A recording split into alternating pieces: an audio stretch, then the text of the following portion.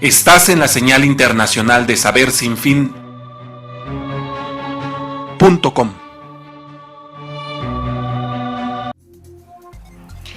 Buenas tardes, regresamos del corte para hablar ahora con el doctor Morales Maravilla acerca precisamente de los tratamientos, de las opciones de tratamiento para lo que son las leucemias y linfomas en niños.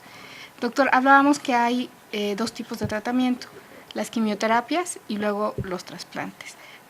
¿Cómo son y cuándo se efectúa cada uno? Bien, una vez realizado el diagnóstico adecuado, se empieza a dar el tratamiento. El tratamiento se realiza con base en protocolos internacionales, es decir, un especialista no decide arbitrariamente qué le va a dar a un paciente, sino que ya una vez diagnosticado el paciente se incluye algún protocolo. Este protocolo ya está validado con cientos, a veces miles de pacientes, entonces ya está probada su eficacia. Aún así, bueno, cada paciente es distinto, cada uno tiene sus peculiaridades y en ocasiones tenemos complicaciones, efectos colaterales, porque los medicamentos que se utilizan todavía para la leucemia siguen siendo medicamentos citotóxicos. Traducido a términos cristianos es dar venenos. Se estamos dando un veneno para que la célula maligna pueda morir. La quimioterapia se basa en la habilidad de una célula para poder experimentar suicidio, que en el nivel de la célula se llama apoptosis. Si la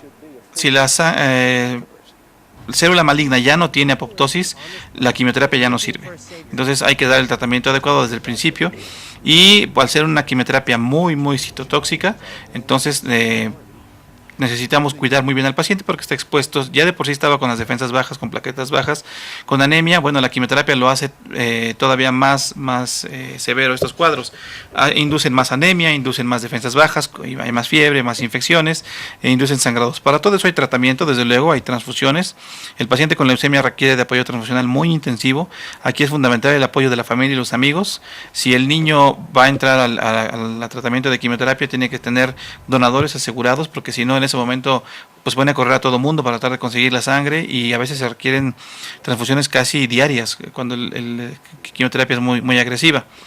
La quimioterapia entonces tradicional, por así decirlo, no distingue células buenas de malas, le pega parejo a todo. El objetivo es tratar de destruir a todas las células malignas que hay en la médula para que después solamente reaparezcan células buenas. Esta primera etapa de la quimioterapia se llama inducción a la remisión, dura aproximadamente un mes dependiendo del protocolo y el objetivo es desaparecer todas las células malignas de la médula ósea, por lo menos morfológicamente, que haya menos del 5% de células malignas, que el estudio de sangre de citometría hemática esté normal, sin necesidad de transfusiones y que el paciente ya no tenga signos y síntomas de la enfermedad. Pero esto dista mucho de curar al paciente. Luego sigue la segunda etapa, que es consolidación. Ahí damos quimioterapias más agresivas todavía, pero ya con una médula sana, por lo tanto el paciente ya la tolera mejor. Aquí varía de acuerdo al protocolo, 3-4 consolidaciones y después viene la etapa de mantenimiento. Adicionalmente, algunas leucemias, como las linfoides, pueden escapar de la acción de la quimioterapia en la sangre e ir a buscar sitios santuarios, se le llama. El más característico es la cabeza, el sistema nervioso central, porque las células pueden pasar a través de la barrera hematoencefálica y guardarse en el cerebro, en el líquido del cerebro.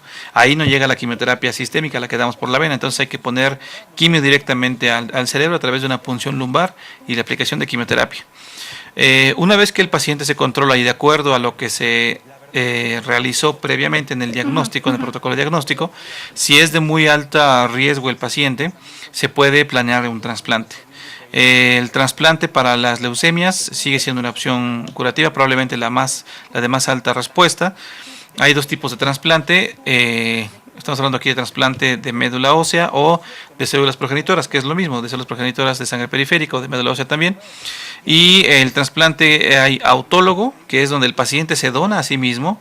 Ahí básicamente lo que hacemos es extraer las células madre de la médula ósea o de la sangre periférica a través de un proceso especial y darle una quimioterapia muy intensa al paciente. El objetivo de dar esa quimioterapia es que desaparezca todo remanente de la leucemia, pero esa quimioterapia de muy alta dosis pone en riesgo la viabilidad de la médula ósea y como nadie puede vivir sin médula ósea, lo que hacemos es rescatar al paciente con las células madre que previamente obtuvimos. Este procedimiento es técnicamente muy sencillo, consiste básicamente en extraer las células, dar quimioterapia y volver a meter las células a través de una transfusión. No necesitamos operar, no necesitamos abrir el hueso, las células solitas saben dónde llegar, buscan su sitio, y ese es un trasplante, digamos, pues insisto, relativamente sencillo. Requiere hospitalización prolongada, requiere muchas transfusiones, requiere antibióticos, pero generalmente no tiene complicaciones importantes, no requiere inmunosupresión, no requiere de estudios de compatibilidad, es el más asequible de todos los trasplantes. Y el otro tipo de trasplante es el trasplante halogénico. En el trasplante halogénico se reciben células de otro miembro de la misma especie. En este caso, generalmente son hermanos. Actualmente hay ya un tipo de trasplante especial que es el haploidéntico, en el que se tiene cierta tolerancia para los niveles de compatibilidad, porque anteriormente con el halogénico solamente se podía trasplantar pacientes que fueran por lo menos 83% compatibles. Si eran menos de 83% compatibles no se podía trasplantar porque el riesgo de complicaciones era inaceptable. Actualmente con este nuevo protocolo de trasplante prácticamente todos los pacientes tienen un donador. Antes tenía que ser forzosamente de algún hermano, actualmente ya puede ser otro familiar como papás o como tíos o como hijos, y aunque es mucho más raro, pero ya es una opción más de trasplante. Otra posibilidad es a través de las células de cordón umbilical. Las células de cordón umbilical también tienen que someterse a un proceso de trasplante, tienen un número limitado de células progenitoras y son ideales para pacientes pediátricos de bajo peso o menores de 25 kilos. Se puede utilizar más de un cordón umbilical para pacientes adultos también. Inclusive hay técnicas que ya emplean 2 cordones umbilicales y un trasplante haploidéntico al mismo tiempo. O sea, ya son estudios o trasplantes ya muy sofisticados. Por ejemplo, se realizan en los grandes centros médicos en Estados Unidos, aquí en México probablemente en Monterrey, en el DF, el doble cordón haploidéntico, pero pues todavía estamos en proceso de desarrollar bien, de aprender bien la técnica. Muy bien. Pues entonces son varias las alternativas y como decíamos, un especialista es el que puede determinar en base a los estudios, en base a incluso a cómo el paciente reacciona, cuál sería el siguiente paso en cada uno de los tratamientos. Así es, no todos los pacientes requieren trasplante. En los niños, principalmente en los pacientes que tienen leucemias de buen pronóstico, que no tienen que no tienen bajas las plaquetas al diagnóstico, que son niñas, que tienen entre 2 y 10 años, que no tienen alteraciones cromosómicas de mal pronóstico, la quimioterapia solita los cura, y los cura en un porcentaje muy alto. Estamos hablando de 70% de los pacientes, 80% en algunos tipos de protocolos, en los centros médicos especializados del mundo para esto, en México hay varios, y el porcentaje de respuesta es altísimo. Anteriormente se asociaba invariablemente la leucemia con un pronóstico fatal, con una condena de muerte. Actualmente esto ya no es el caso. Inclusive en los adultos, en los adolescentes, ya se puede aspirar un porcentaje de ellos a curarlos, y no solamente a curarlos, a que no tengan complicaciones derivadas del tratamiento a largo plazo. Antes era muy común radiar a los pacientes cuando tenían actividad en el cerebro de la leucemia, y el paciente tenía alteraciones endocrinológicas, psiquiátricas, cognitivas, visuales, de desarrollo. Entonces el paciente, sobrevivía a la leucemia, pero estaba con un hándicap en contra cuando se enfrentaba a la vida.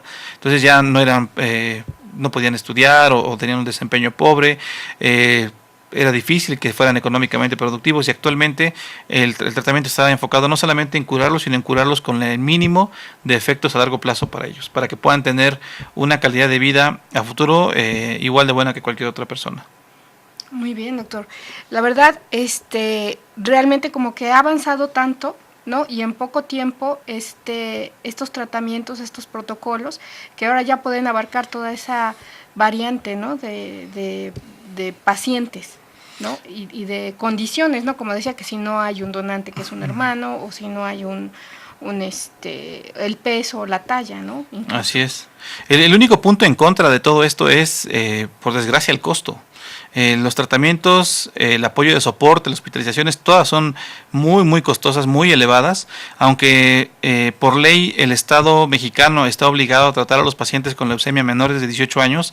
Esto en la práctica no siempre se cumple. Hay recursos limitados, no siempre hay toda la quimioterapia, habemos pocos especialistas. A nivel nacional somos aproximadamente 600 hematólogos. De esos 600 hematólogos, 25% no están certificados.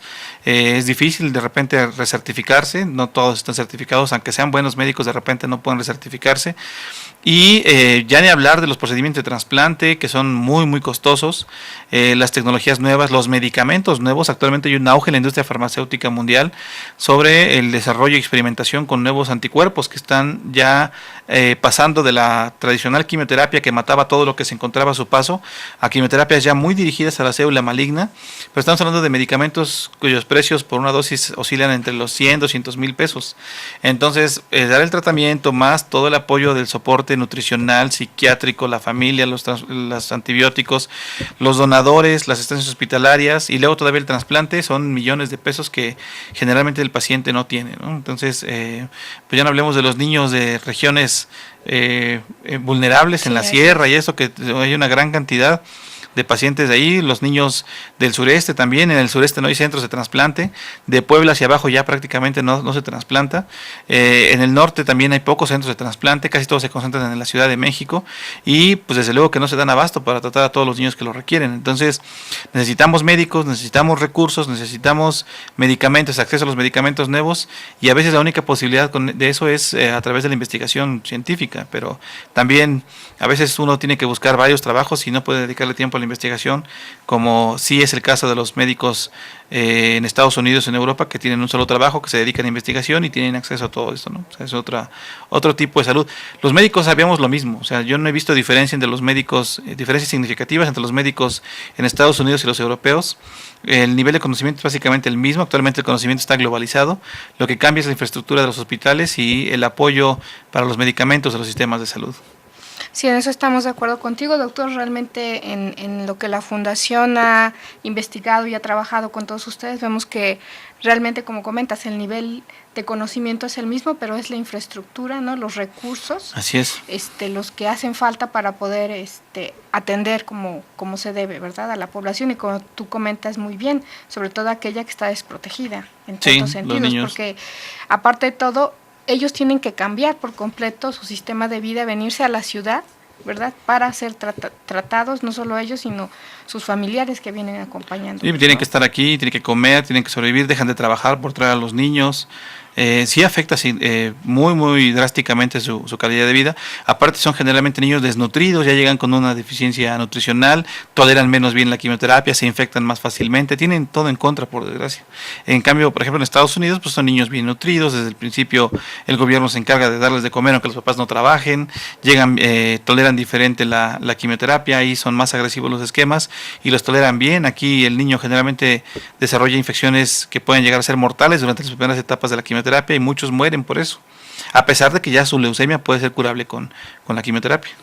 Sí, incluso hemos sabido de niños que por el simple hecho de estar en contacto en su casa, como comentabas, ¿no?, con animales, con tierra, o incluso con los herbicidas y todo eso que se usan en el campo, ¿no?, también les llega a afectar mucho en su salud. Así es, igual si es un niño que vive en el campo, en la sierra, pues también, lo puedes trasplantar, pero después, ¿quién va a hacer el seguimiento adecuado? Esos niños van a regresar si su casa no tiene piso de cemento, no tiene firme, si tiene piso de tierra, si tiene láminas, si se mete el agua, si tiene animales afuera, si está el polvo, pues todo el trasplante se echa a perder porque el paciente está inmunosuprimido y puede infectarse en cualquier momento y la infección puede acabar con su vida, no la enfermedad propiamente dicho. Entonces, pues es un problema estructural de nuestro país que ha existido desde hace mucho tiempo, que no se ve una resolución a largo plazo y que por desgracia complica mucho el éxito de los resultados para el tratamiento, a pesar de que tengamos los medicamentos.